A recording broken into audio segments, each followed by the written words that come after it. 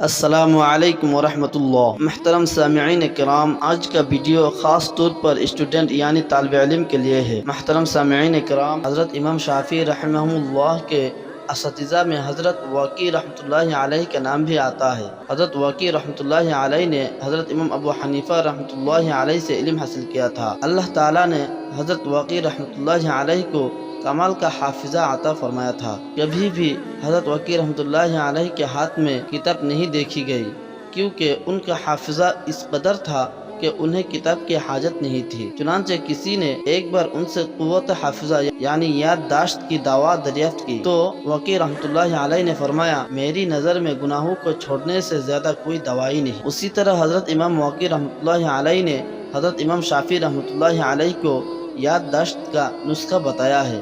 امام شافعی اپنی زبانی سناتے ہیں کہ میں نے حضرت وقی رحمۃ اللہ علیہ کی خدمت میں یادداشت کمزور ہونے کی شکایت کی تو حضرت وقی رحمۃ اللہ علیہ نے گناہ چھوڑنے کی ہدایت کی، کیونکہ علم اللہ تعالیٰ کا نور ہے اور نور گناہ گار کے حصہ میں نہیں آتا۔